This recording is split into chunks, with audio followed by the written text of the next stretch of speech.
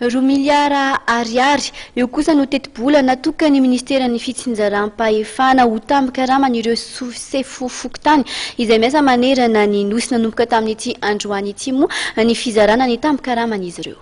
Nanomboka androany alatsinainy desy mahazo ny tampikaramana ireo sefo-fokontany manerana nosy. Nitondra fanazavana mikasika ny hivahatarana ny tranga teo amin'ny fizarana ny tampikaraman'izy ireo tokoa ny ministeran'ny fitsinjaram-pahefana.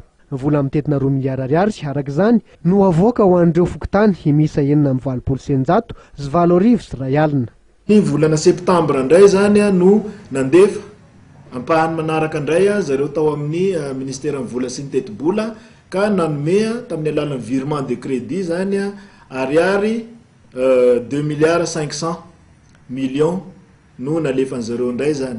Io zany ahafahana indray mandoa ny efa-bolana manaraka. De amintsika miteny zao zany ny situation misy de zao nalefa faran'izay haingana indrindra zany io vola io mba azahoan'ireo sefo-fokontany azy.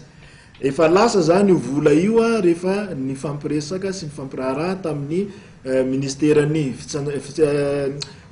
fitsinjaram-pahefana sy ministeran'ny vola zany fampiresaka de lasa zany io vola io amintsika miteny zao ary tsy maintsy voarain'ireo sefo-fokontany. Nanazava ihany koa ny ministeran'ny fitsinjaram-pahefana fa efa nozaraina ny tampikarama tamin'ny 3 volana voalohany tamin'ity taona ity izay mitetina 2 miliara ariary eo saingy ny faritra kosa no nisahana ny fitsinjarana zany.